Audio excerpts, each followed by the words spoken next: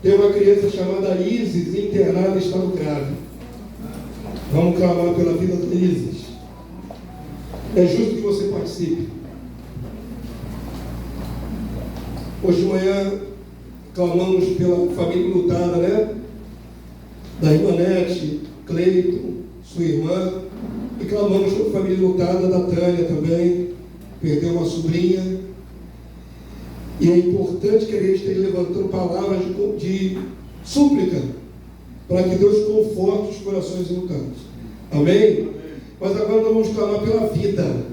Vamos clamar pela vida dessa criança, não sei o estado. A Luane me pediu, não sabe detalhes, é uma criança pequena em estado grave. O nome dela é Isis. Então estenda a sua destra aí, vamos pedir ao céu, que o trono da graça nos ouça, que o Deus vivo tenha no seu propósito livrar a Isis do mal. E que ela possa sobreviver, e não só sobreviver, mas para a glória de Deus. Tem mais um milagre, uma testificação de que o Senhor opera sobre a terra. Glória. Santo Deus, louvado seja o teu nome. Antes que abramos nossas bocas, o Senhor já sabe que vamos clamar. Temos dito aqui, Senhor, nós não conhecemos o estado dessa criança. Nós não conhecemos como ele está agora. Mas o Senhor contempla. Os teus olhos estão sobre todas as tuas criaturas. Clamamos, Deus, para a vida da Isis. Que a tua mão poderosa vá sobre ela, Senhor. Livra, Senhor. Que essa criança seja um milagre. Um milagre que vai exaltar o teu santo nome na boca dos familiares, na boca dos teus santos, da igreja. Em nome de Jesus. Sabemos que o Senhor nos ouve. Te bendizemos por isso. Cremos no teu agir, na tua providência, a favor da Isis, em nome de Jesus. E a igreja diz: amém. Amém, povo santo. Glória a Deus. Podem sentar, queridos. Muito importante estar clamando. Reclamamos a última semana pela vida do Guilherminho da Diel, aquela vez. Olha ele ali, ó. Olha o Guilherminho ali, ó. Estava com aquele pescoção inchado, vocês viram nas fotos. Está aí uma abençoada ali, uma abençoadinha ali. Aleluia.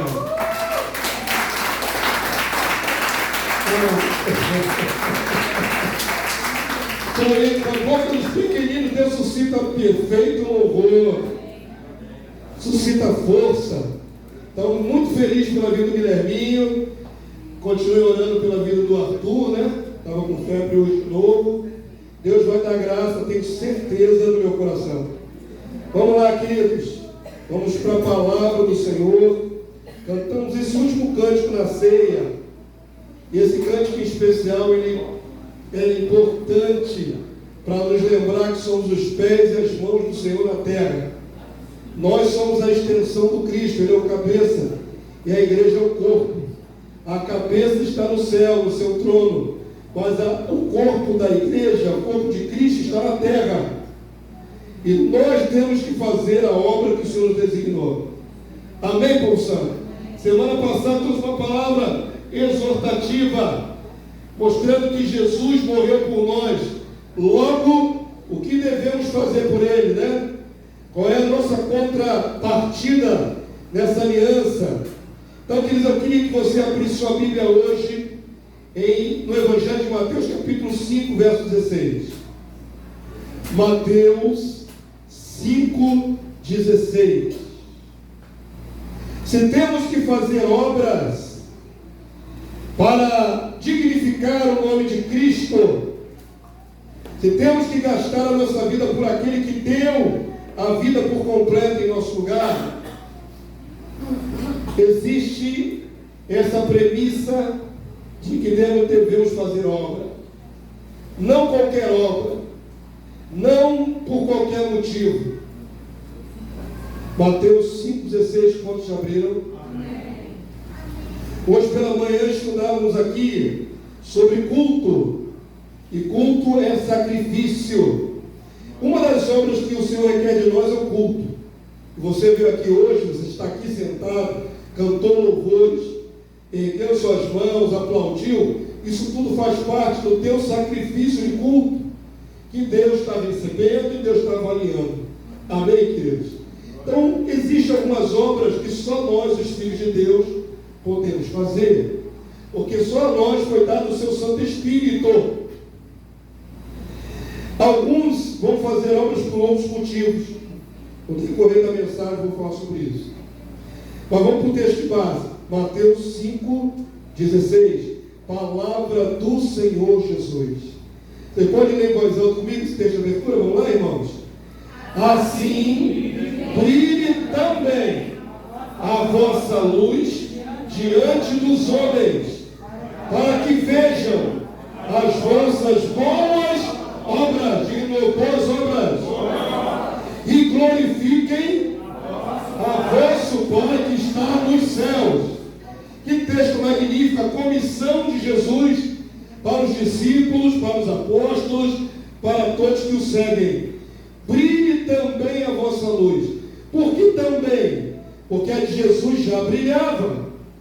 Ele está falando, eu brilho a luz do Pai, mas vocês também devem brilhar. Também vocês. Ele, na verdade, Jesus está passando a bola, irmãos. Não é isso seguindo a gíria popular? Jesus declarou assim: enquanto eu estou no mundo, eu sou a luz do mundo. Amém? Luz aí é manifestar a glória de Deus, os atributos divinos. Enquanto o Filho de Deus estava andando nessa terra, ele era a luz do mundo. Mas num dado momento ele se vira para o seu discípulo e diz: vós sois a luz do mundo. Ele acaba de passar a mesma comissão para nós. Ele é exaltado ao céu, ele é a fonte da luz, mas as lâmpadas que ele deixou somos eu e você. A comissão foi dada, a bola passou para a gente. Você não pode dizer, por exemplo, que o mundo enxergue Jesus. Não tem como, é pela fé. E o mundo, a maior parte dos homens não tem fé. Como é então que a luz de Cristo brilha na terra? Diga assim: através das minhas obras. Amém, queridos? As tuas obras de fé revelam a luz da glória de Deus e de Cristo. Se não manifestarmos obras de fé, baseadas na fé, não há luz, não há manifestação de luz, não da verdadeira luz. Eu falei que muitas pessoas fazem obras, caridade, por exemplo. Os espíritas têm um viés de caridade, casas de caridade, asilos, trabalhos com criança. Muitos trabalhos são feitos por espíritas. Visitação em hospital. Você pensa que é só evangélico que vai no hospital? Os espíritas vão no hospital, budistas vão no hospital. Ali em Marechal Hermes, amanhã vai acontecer de novo, mais uma vez, a entrega de alimento para pessoas em condição de rua, pessoas que ficam na rua. Eles são alimentados ali com quentinhas, né? Por isso a irmã Lídia pediu para o molho, irmão, ajude com o molho. Aí eu falei aqui da frente, não é qualquer molho, é molho de tomate, viu? Existe molho de vários tipos, né? Eu falei, não é molho barbecue, por exemplo, não é molho rosé, é molho de tomate, para fazer os preparos dos alimentos, para levar para o pessoal de rua. Quantos quentinhas e leite são distribuídos, irmãos? 40, 50? 60 a 80 quentinhas alimentarão pessoas amanhã. Ninguém dá glória a Deus, é trabalho da igreja. Eu pensava que eram uns 40, 50, são mais. Pelo menos 60, né? Pelo menos 60 quentinhas. Muito bem. Então nós fazemos uma obra de assistência, de abençoar. A diferença é que amanhã também estarão lá católicos romanos, encostam o carro e também entregam suas quentinhas. E é muito interessante, quem vai nesse trabalho, às vezes você está escalado para pregar, né? Aí aquela plateia ali é muito volúvel. Eles vão atrás da comida, em primeiro lugar. Então você está ali com aqueles 30, 40, 50 pessoas te ouvindo, e aí, na expectativa de ministrar a palavra, de repente encosta um carro lá atrás, Ele sobe todo mundo, vai todo mundo atrás do carro e deixa você falando sozinho. É assim. Às vezes ficou meia dúzia. Às vezes não fica nenhum. Eles são Marta, né? Eles vão atrás do alimento que enche o bucho. Mas nós estamos ali também para dar a eles a palavra. É o de nosso diferencial. Porque os outros entregam quentinha, mas não dão palavra. Nós ministramos ali a palavra e depois da palavra quentinha. Se der quentinha antes, você vê que a plateia vai embora, né? É mais ou menos assim. Mas enfim, queridos, mas outros vão estar fazendo obras ali também. Católicos romanos vão estar entregando quentinha. Espíritas vão estar entregando quentinha. Então preste atenção. Existe uma obra que é para eu e você realizarmos. E é em nome do Senhor Jesus Cristo. Amém, queridos? Não tem como a gente fugir disso. Então Jesus mandou que brilhássemos a nossa luz também diante dos homens, para que os homens, vendo as nossas ações, as obras que praticamos, glorifiquem ao nosso Pai, não Pai de todos, mas ao vosso Pai que está nos céus. Amém, povo santo? Então preste atenção, queridos. Na antiguidade, quase que alguns livros que hoje estão na sua Bíblia não entram no cânon. Cânon quer dizer, no original, cano de mediam. Eles mediam com uma vara de bambu. Então, essa ideia de que tinha que passar os livros pelo crivo para saber se eles eram autorizados ou não para estar aqui. O Novo Testamento tem 27 livros, não é? De Mateus a Apocalipse. Você não faz a menor ideia de como é que foram aceitos esses livros, né? É muito difícil alguém pesquisar isso na história da igreja. Você simplesmente aceita que eles estão aí e está tudo bem.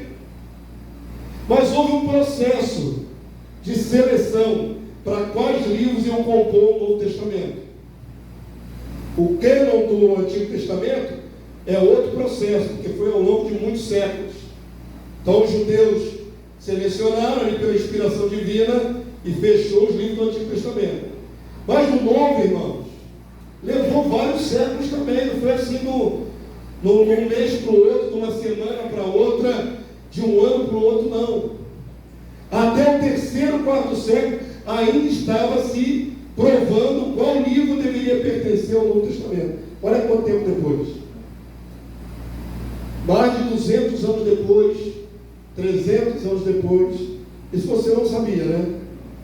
Pois bem, um dos livros que quase não entrou na nossa Bíblia no Novo Testamento é o livro de Tiago, irmão de Jesus. Agora a pergunta, por que esse livro ia sendo excluído do cânon? Qual é a ênfase desse livro que te veio logo à memória? Ele fala de obras. Ele fala de obras da fé. E quase que ele não entra. Eu fiz uma pesquisinha aqui. Você pode fazer se você quiser, tiver curiosidade. E fala o seguinte: a maioria de nós não tem esse conhecimento, né? Os 27 livros aceitos como inspirados, eles eram lidos junto com outros livros no começo. Carta de Barnabé era muito conhecida nas igrejas. A Didaquê, o ensino dos apóstolos, era muito conhecido nas igrejas. No começo não ficou muito definido quais livros iam constar como inspirados ou não. Tinham outros livros. Tinham outros Apocalipse, irmãos. Você não faz ideia. Tinha um tal de Apocalipse de Pedro, tinha Apocalipse de vários outros. Então, presta atenção, teve que haver uma seleção. Amém? E aí lá no terceiro século, Orígenes já tinha selecionado os 27 livros que estão na nossa Bíblia. Lá no terceiro século. Mas, mesmo no terceiro século, tinha uma listinha de livros que estavam ali sendo considerados, que eram chamados livros em disputa. Ainda não tinham assentado que esses livros estavam liberados. Vou dizer para vocês quais livros quase não entraram no Novo Testamento. Está aqui uma listinha. Hebreus estava em suspeita.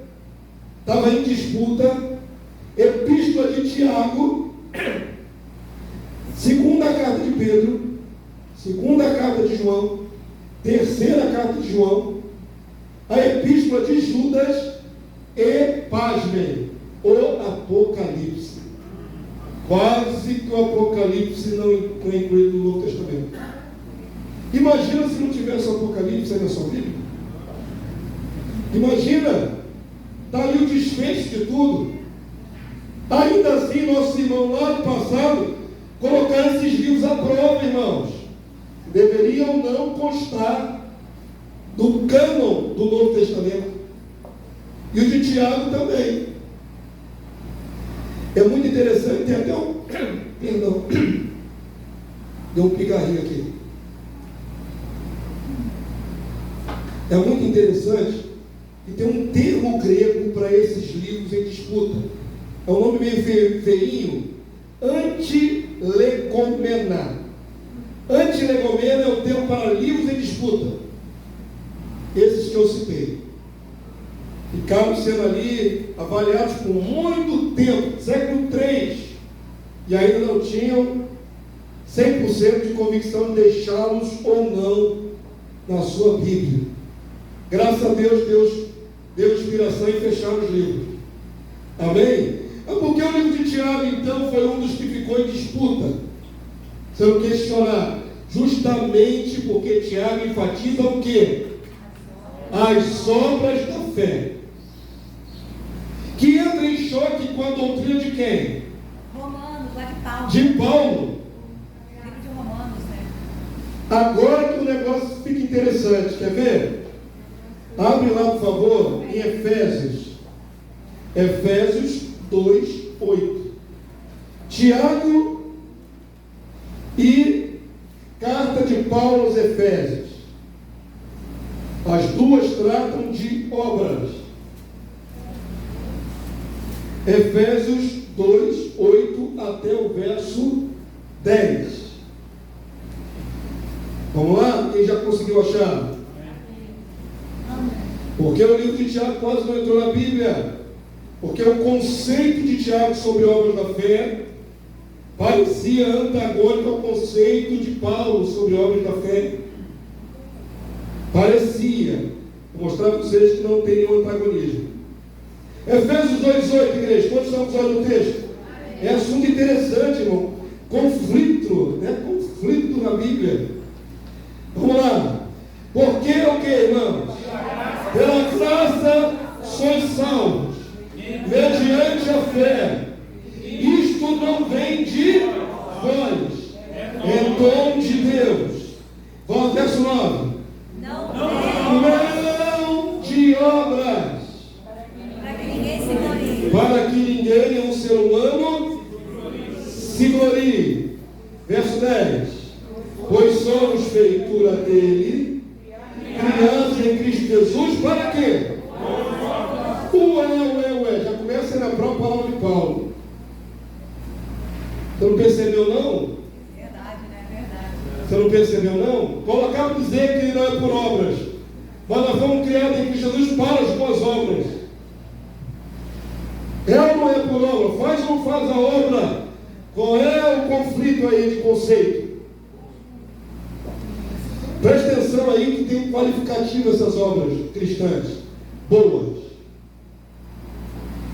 Ministrando aqui na terça-feira para os arautos, eu falei com eles o seguinte: bom é um atributo divino.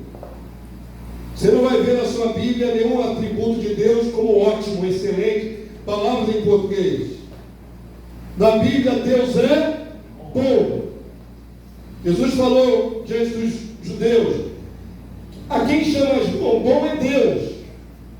Bom é o melhor termo que tem na Bíblia para Deus. É bom. Em português nós temos outras palavras, até maiores do que bom, né? Ótimo, excelente, maravilhoso. Enfim, se você poderia fazer uma correlação de que bom é B e que ótimo é A. A é maior do que B, né? Essa escala de valores. Mas a Bíblia não tem nada acima de bom. O Senhor é bom. Então é um atributo divino. Quantos entenderam? Boas obras não é qualquer obra que qualquer um pode fazer. Boas obras têm caráter divino, porque vem por pessoas ungidas do Espírito Santo. Todo mundo pode fazer obras, como eu citei. Kardecistas fazem obras, católicos fazem obras, budistas fazem obras. Até um ateu pode fazer uma obra de caridade. Mas as obras que o Senhor especificamente designou a igreja, elas têm o caráter de ser divinas. Boas porque divinas. Boas obras. Quantos compreenderam? Amém. É muito interessante, irmão. Me lembrei quando eu era batista e ainda não morava aqui em Jacarepaguá, ali no Pão da Fome. Quem conhece o Pão da Fome? É um dos cantos obscuros de Jacarepaguá. Tanto é que tem muita gente aqui que não levantou a mão. Onde é que é o Pão da Fome, irmão? Você sabe onde é o Pão da Fome? É, irmão, é aqui perto. Relativamente perto. Pois é. Vocês moram aqui e não sabem onde é o Pão da Fome. Tinha até construção, tinha ônibus no Pão da Fome. Ainda tem? Ainda tem ônibus no Pão da Fome. Muito bem. Quando eu era batista e ainda não morava aqui em Jacarepaguá, na igreja de onde eu era, fazia um trabalho no hospital de pessoas infecciosas aqui. Como é que era o nome do hospital? Santa Maria. E fica no Pão da Fome.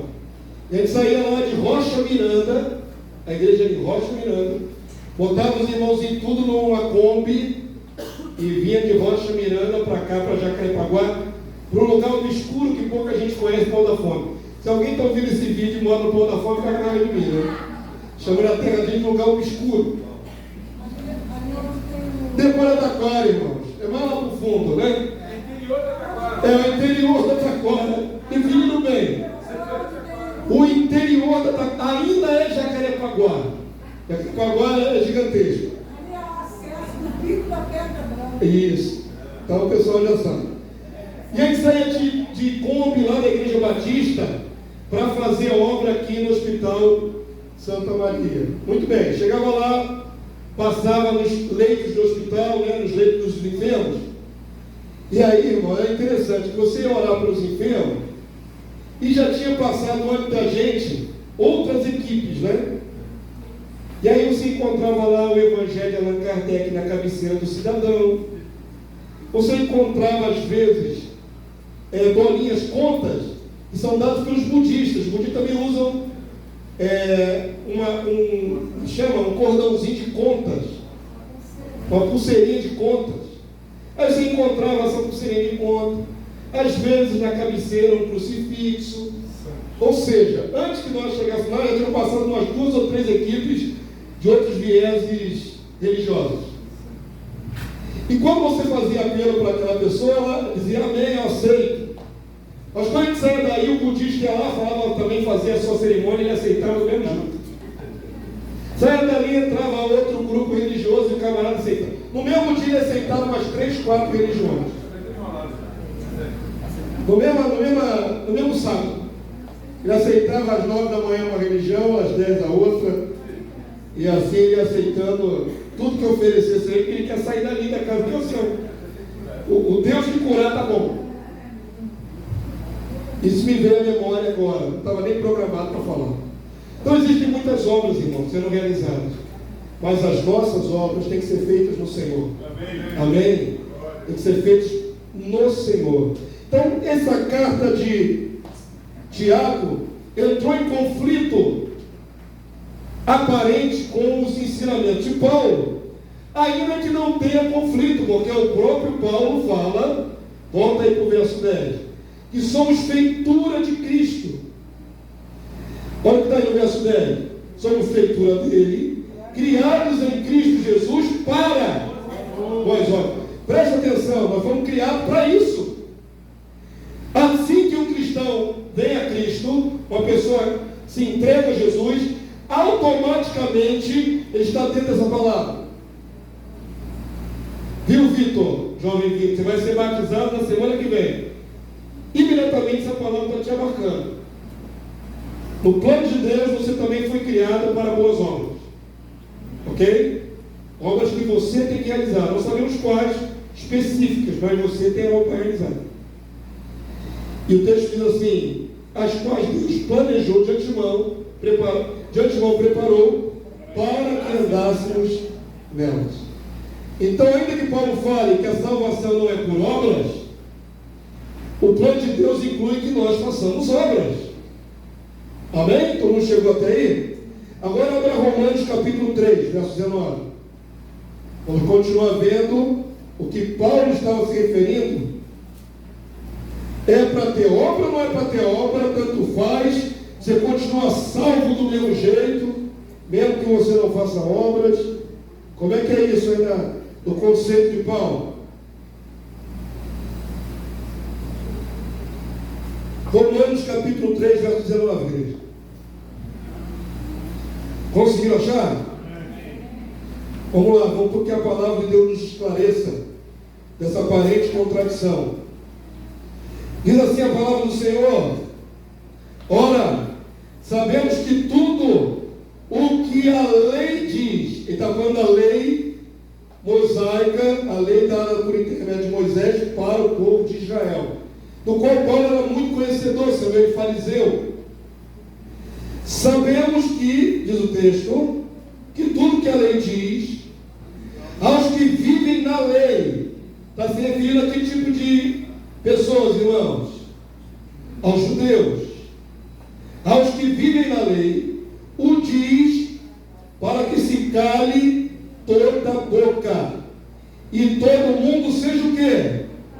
Culpável perante Deus. A lei era um freio antes da vida de Cristo para apontando os erros, que é matar, roubar, prostituir, toda sorte de transgressão. A lei regulamentava, porque onde não há lei não há pecado, é outro princípio bíblico. Se Deus não disser não faça isso, você pode fazer. Amém? Quantos entenderam? Então a lei só nos colocava debaixo da culpa. A culpa apontava nossos erros. Nesse sentido. E aí a palavra do Senhor diz, vamos lá, agora no verso 19, verso 20, igreja. Vamos ler todo o contexto. Visto que ninguém será o quê? Justificado diante dele por obras da lei. Que obras Paulo está dizendo que não justifica o homem? Da lei. Obras da lei, em razão de que pela lei veio o pleno conhecimento do pecado.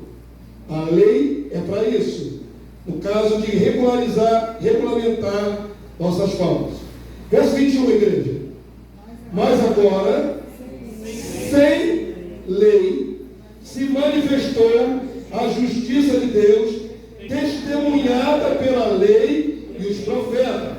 Veja bem, não é que ficou sem lei, é que a lei teve uma função. De manhã nós ministramos aqui falando sobre isso. A lei serviu de aio, de tutor, até vir o que era mais pleno em Cristo Jesus. Então preste atenção, a lei testifica do Senhor Jesus. A lei e os profetas. Amém, povo santo? Verso 22. Justiça de Deus mediante a fé em Jesus Cristo, para todos e sobre todos os que creem, porque não há distinção, pois todos pecaram e carecem da glória de Deus, sendo justificados gratuitamente por sua graça, mediante a redenção que há em Cristo Jesus. Paulo tem consciência plena de que os rituais de purificação do Antigo Testamento não podiam salvar. O livro de Hebreus que estudamos hoje de manhã falava: nem sangue de bode, nem de touro, nem de carneiro purificavam o ofertante. Qual sangue purifica-nos hoje, irmãos? O sangue de Jesus. Esse é poderoso para para nos justificar, porque um sangue puro, precioso, pleno, não de animal, mas o próprio Senhor Jesus derramado em nosso favor. Ele tem o poder de apagar até a nossa culpabilidade na mente, porque nos isenta dessa acusação que está na nossa mente quando erramos. Amém? Todo mundo entendeu? Quem veio hoje de manhã está mais pleno ainda de entendimento. Então não é que Paulo falasse que não tem que ter obras. Paulo está falando que obras de rituais da lei não salvavam. Quantos entenderam? Matar boi e carneiro não salvava. Ainda que era o que tinha antes de vir a Cristo. A partir de Cristo, só sacrifício de Jesus basta. Amém? O contexto é esse. Então não há uma contradição que não possa fazer obras. Nós não devemos nos apegar a obras rituais da lei. Senão teríamos que continuar queimando incenso no incensário, teríamos que continuar imolando animais por causa da nossa culpa, como vocês bem viram na aula hoje de manhã. Amém, queridos? Todo mundo entendeu? Paramos no verso 24, verso 25. Vou ler o 24 de novo, porque enfatiza quem é em Jesus. Vamos lá? Sendo justificados gratuitamente por sua graça, mediante a redenção que há em Cristo Jesus, a quem Deus propôs do seu sangue, como propiciação, mediante a fé, para manifestar a sua justiça, por ter Deus, na sua tolerância, deixado impunes os pecados anteriormente cometidos, tendo em vista a manifestação da sua justiça no tempo presente. Ou seja, no tempo que Paulo escreve isto, no tempo que Paulo escreve aos Romanos, Jesus já havia pago o preço na cruz, derramado sangue. A justiça de Deus já tinha sido satisfeita através do seu Filho. Quantos entenderam? Por isso ele fala no presente, para ele mesmo ser justo e o justificador daquele que tem fé em Jesus. Essa é a fase que estamos. Nossos pecados não são remidos por rituais sangrentos. Nossos pecados são remidos pela eficácia do sangue derramado por Jesus há 2000 anos atrás, que ainda nos redime, que ainda nos isenta, que ainda nos tira a culpabilidade. Amém, povo santo? Esse sangue tem valor perene. O sangue de Jesus, o Cordeiro de Deus. Verso 27. Onde, pois, a jactância? Jactância é orgulho. Foi de todos excluída. Por que lei? Das obras? Não, pelo contrário. Lei da fé. Paulo está falando o seguinte: muitos judeus, talvez fazendo os sacrifícios cotidianos, se achavam absolutamente santos.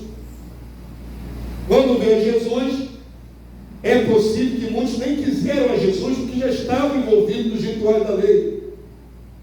E por ela, pelos rituais da lei, se achavam inocentados. Mas Paulo vai fazer a distinção. Paulo é um homem em transição, irmãos. Ele, como fariseu, como judeu, ele viveu o máximo da lei. E agora ele vive o máximo da graça. Ele está entre as duas coisas, fazendo a ponte. Amém? Compreenderam? Amém. Por isso Paulo sabe do que está falando, irmãos. Ninguém se justifica por obras da lei, mas se justifica pela obra da fé, pela lei da fé em Cristo Jesus. Amém? É nesse ponto que estamos. Não tem orgulho, não tem jactância. Verso 28, igreja, vamos lá, juntos. Concluímos, pois, que o homem é justificado pela fé, pela confiança em Deus, independentemente das obras da lei. Está claro, irmãos? Das obras da lei. Verso 29. Porventura, Deus somente dos judeus? Não. O é também dos gentios? Sim. também dos gentios. Visto que Deus é um só, o qual justificará por fé o circunciso, o judeu, mediante a fé, ou incircunciso ou não circuncidado gentio. Tanto judeus como gentios são justificados pela fé. Amém? Todo mundo pegou? É disso que Paulo está falando. Que ninguém se salva mediante rituais, mas se salva mediante a confiança em Deus e em Jesus. A nossa fé depositada neles nos salva. Todo mundo entendeu? Paulo não está negando que não possa haver obras dos cristãos. Paulo está negando que você se salva com obras da lei. Então não há nenhuma contradição. Mas foi uma dificuldade para os irmãos primitivos, porque viram uma aparente contradição, um choque de conceitos. Já que a carta de Tiago vai ser enfática, e é muito enfática. Assim como Paulo é enfático para a questão da transição das obras da lei para a da graça, assim Tiago é enfático falando à igreja da graça, que tem que fazer obras. Vamos ver agora então o lado de Tiago, irmãos. Tiago capítulo 2, verso 14. Então eu vou mostrar a vocês, já estou mostrando, que não há negativa de Paulo em fazer obras. Paulo só está afirmando que ninguém se salve enquanto quiser fazer obra da lei. Mas Tiago vai vir com o pé na porta, com o dedo na nossa face, dizendo: faça a obra. Faça a obra. Obra da fé. 2:14. Conseguiram achar, irmãos? Olha só, queridos. Vocês nem sabiam que esses livros estavam em atrito lá no passado, né? As cartas de Paulo e o livro de Tiago. Quase já tinham sido admitidas as cartas de Paulo. Quase que só para o livro de Tiago não ia entrar na Bíblia. Mas graças a Deus que entrou, porque não há nenhuma contradição. Olha o que está escrito aí, quem quiser ler em voz alta. Quando você lê o texto bíblico, o seu cérebro, o seu espírito também é ativado. Vamos lá? A palavra do Senhor diz assim: meus irmãos, qual é o proveito se alguém disser que tem fé, mas não tiver obras? Olha a argumentação de Tiago. Agora já não está fazendo mais aquela diferenciação que Paulo fez de salvação por obras da lei. Ele está falando para a igreja que tem fé em Jesus. Ele não está mais falando de obra da lei. Ele está falando para os da graça, da igreja. Mas mesmo para os da igreja, que é tudo por fé, fé, fé. Você tem fé em Cristo, irmão? Amém ou não amém? Amém. Você confia no Senhor, irmão? Glória a Deus. Então essa palavra é para você. Amém. Essa palavra é para você que crê em Jesus. Aí começa a argumentar. Vou ler novamente o verso 14. Meus irmãos, irmãos em Cristo, irmão da igreja, qual é o proveito se alguém disser que tem fé? Eu creio em Jesus, eu confio em Jesus, eu confesso que sou de Jesus. Quando confessar já é óbvio. Isso na mente dele. Pensa numa coisa que é só interior. Eu não tenho como medir a tua fé. Eu tenho como medir a fé de vocês? Nem a minha. Eu olhando para a face de vocês, eu acho que todos vocês creem. Mas eu não consigo dizer quanto um crê, quanto o outro não crê. Eu acho que aquele ali crê 50%, eu acho que aquele outro crê 20%, eu acho que aquele lá também está crendo uns 80%. Eu não tenho como, né, um espectrômetro de fé, um aparelho que eu passasse aqui, e aí, vocês acham engraçado que eu faço essas loucuras, né? Ó, o meu, é o espectrômetro, é o barulho do espectrômetro.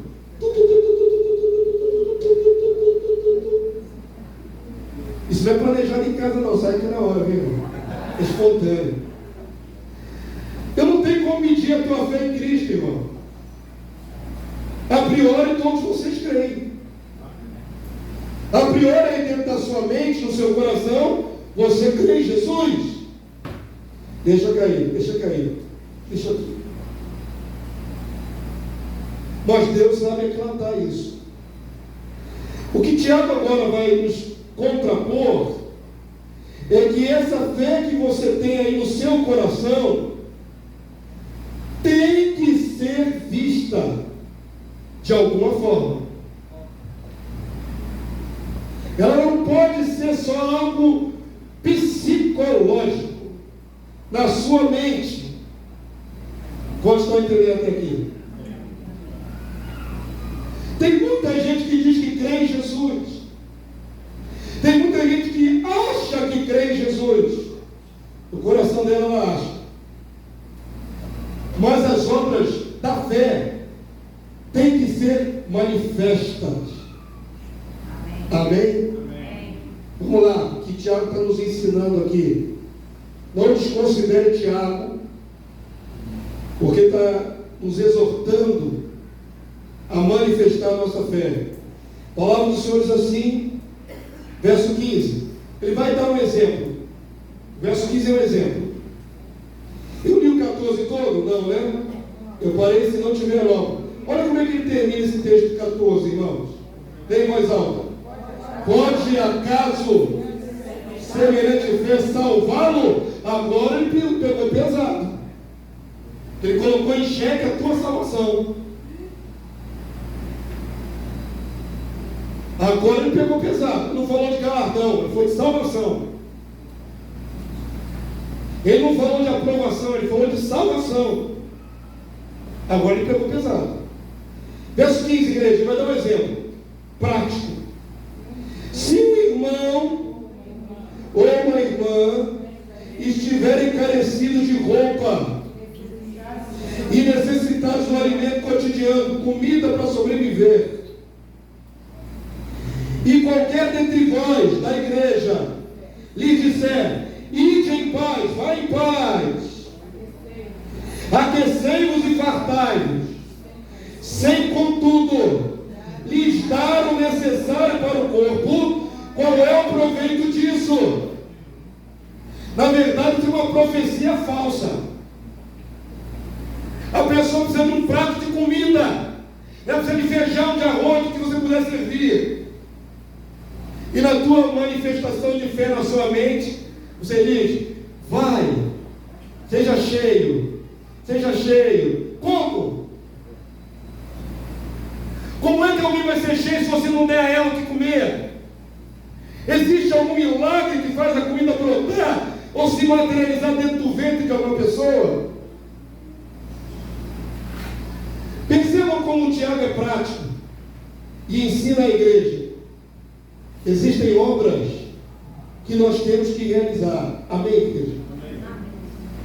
Se o mundo espera boas obras, se tem boas obras, vou ser exclusivo para a igreja. Se o mundo espera obras das instituições de caridade, das organizações não governamentais, das ONGs, tem muita gente que não é cristã, a maioria deles nem sequer crê em Deus, mas fazem obras em benefício da humanidade. Tem gente que se dedica a cuidar de certos tipos de pessoas vulneráveis. Tem gente que se dedica a cuidar de pessoas viciadas em todo tipo de vício de dependência química. Tem gente que se dedica a cuidar dos animais, das tartarugas, sei lá, o que quer que seja. A pessoa dedica a vida toda para fazer o bem por outros. E a maioria sequer conhece a Bíblia, sequer se declara cristã. Vamos entender? Tanto mais para nós, a quem o Senhor de antemão preparou obras para nós andarmos nelas. Vamos entender? Por isso esse livro de Tiago é, digamos assim, um cutuque aqui na costela de muita gente. É igual alguns cristãos. Uma vez eu comprei uma briga aqui na igreja, lá no começo, mais atrás. Comprei uma briga porque os atrasinhos, cheios de sempre atrasado, é vício. Amém? Ainda não achei um versículo na Bíblia para impedir esse vício. queria achar um versículo assim: quem se atrasar está fora. Mas não tem esse versículo na Bíblia, muita falta de misericórdia, né? Porque a gente se atrasa por uma série de motivos, perdeu furor, aquele dia, sei lá, faltou luz, você não conseguiu passar a roupa. Quando é tanta coisa, às vezes você veio de longe, muito longe, ou foi buscar alguém para trazer a casa do Senhor, isso demora. Existem vários motivos. Mas eu, preservador do culto, zeloso pelo culto, estabeleci uma norma que desse certa hora fechava ali a porta ali de vidro ali, o aquário, e quem entrou para adorar, quem não entrou, esperasse. Aí chegava o pessoal atrasado ali, ficava tudo bicudo, com a cara bem amarrada, e aquilo dava um problema danado, irmão, que os diabos, coitados, por ordem minha, tinham feito isso, barrado. E quando ia embora? Quando ia embora, a pessoa se invocava e ia embora. E o diabo ficava ali: não pode, o pastor mandou não entrar.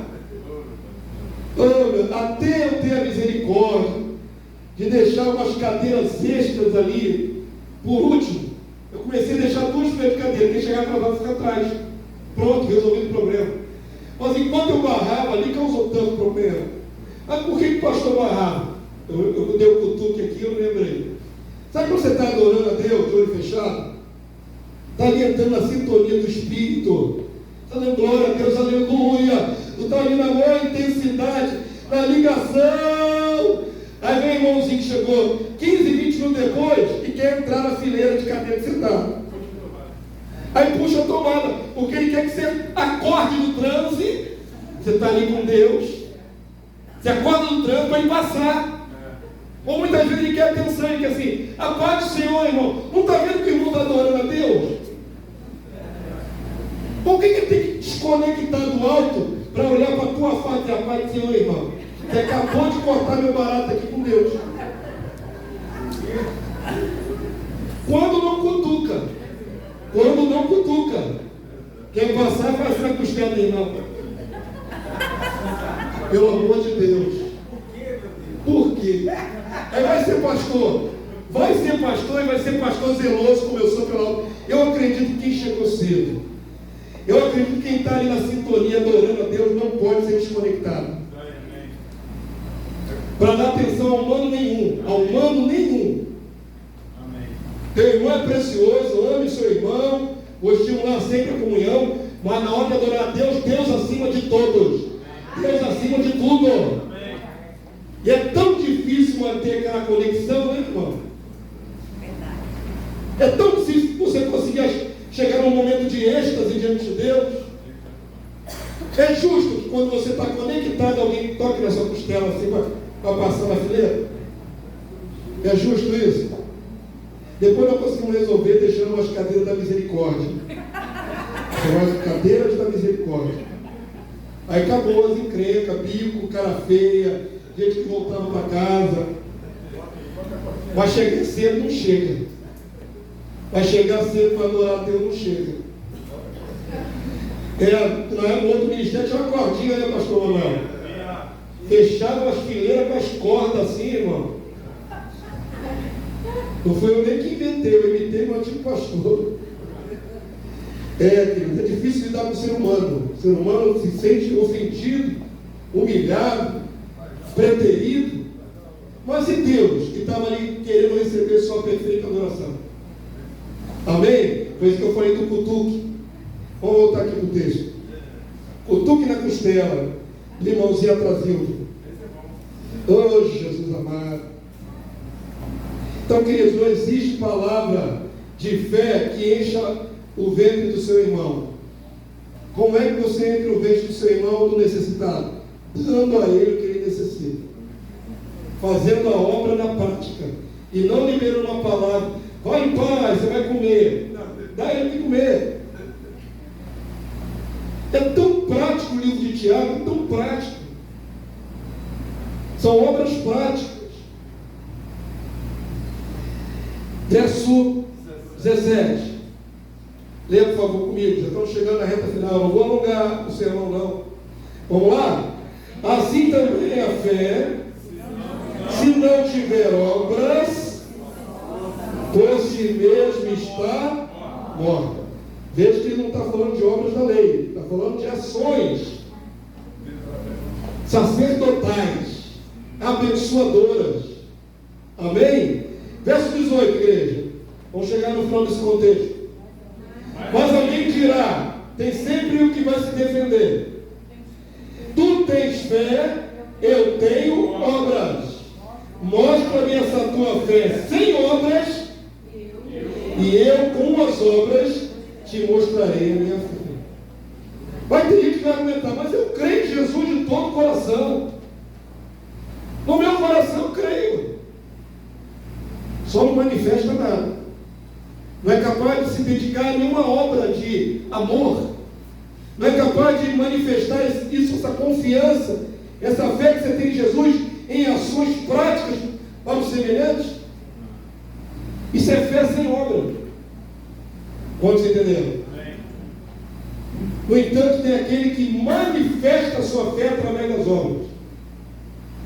Olha para o texto, verso 19. Ele vai ser duro agora, irmãos. Leia em voz alta. Crês tu que Deus é um só? Fazes bem. Até os demônios creem e tremem. Por que ele fala isso nesse contexto de obra? Porque fé que não opera nada é fé de demônio. Pegou pesado? É a analogia que ele está fazendo. Você é cristão, ninguém sabe, a gente secreto 007, infiltrado, ninguém sabe que você é cristão, você não faz nada para Jesus.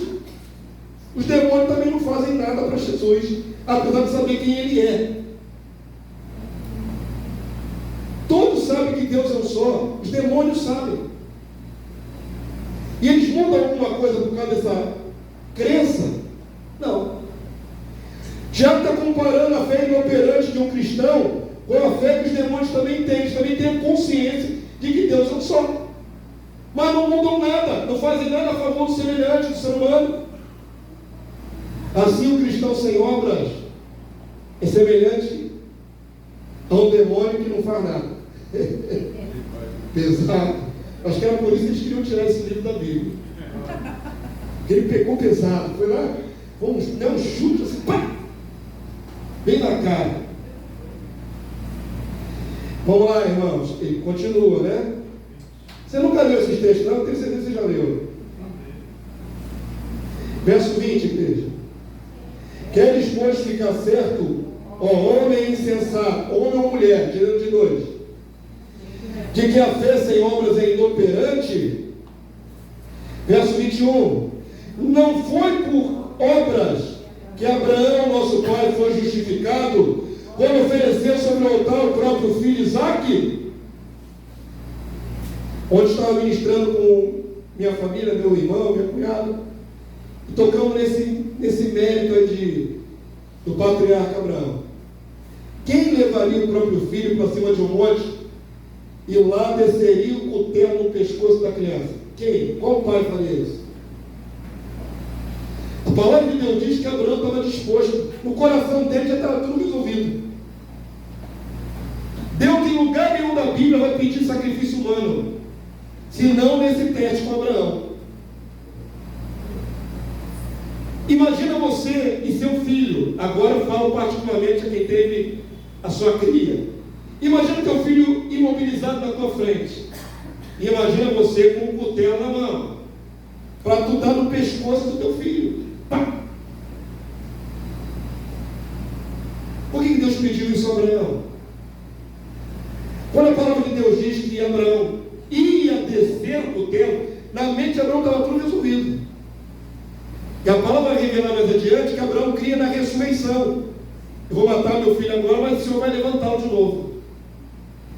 Abraão não ia descer sem o filho, na mente dele. Mas tinha que haver um milagre extraordinário, né?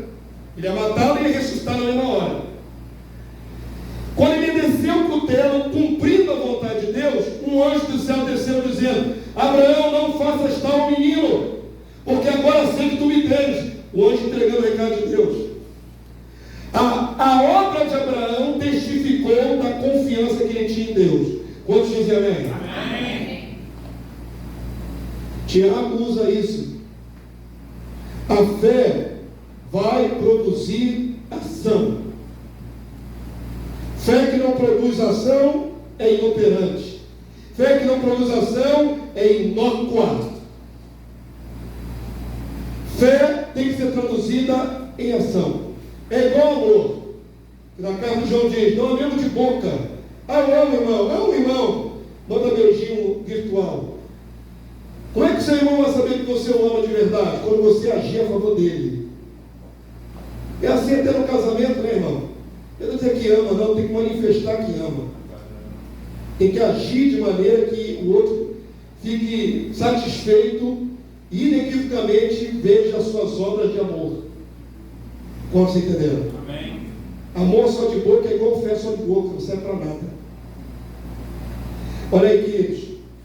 A palavra do Senhor diz assim, verso 22, para terminar. Vês como a fé, o quê? Operava juntamente com as suas obras.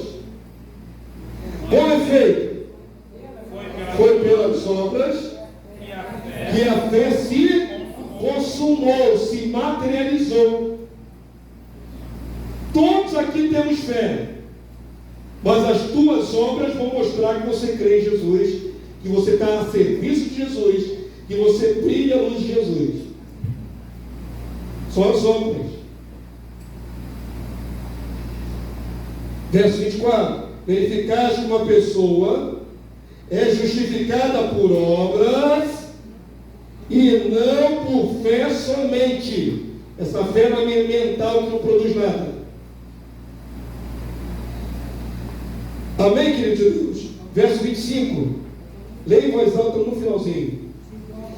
De igual modo, não foi também justificada por obras a meretriz Raabe, quando acolheu os emissários e os fez partir por outro caminho, lá em Jericó, né? Ela deu fuga aos espias de Israel. Ela não fez uma obra, fruto da fé dela, da confiança dela em Deus. Mais um exemplo de obra. Verso 26. Esse é o resumo de tudo. Vamos lá? Queria que toda a igreja lesse. É obra quando o pastor de você pede para você ler e você abre a sua boca. Isso é obra. Se metade falar e metade não falar, quem ficou calado não fez obra. Obra é prática, irmão. É ação. Eu ensinei tudo isso nessa noite, que é obra é ação. Então fale com a sua boca o verso 26. Vamos lá? Porque assim, como o corpo sem espírito é morto, assim também a fé sem obras é morta. É igual um corpo inerte, não faz mais nada. Se a fé não produz nada, ela é igual um corpo inerte, morta. Quantos entenderam a palavra dessa noite? Não há contradição na sua Bíblia. Paulo não estava negando as obras da fé. Paulo estava dizendo que obras da lei não salvam. Mas Tiago enfatiza: você crê em Jesus, mas não faz nada para demonstrar, isso é inócuo, é vazio, inoperante, é morto. Você é de Jesus? Manifeste as obras de Jesus. Amém? Amém? Fica de pé nessa hora, você já entendeu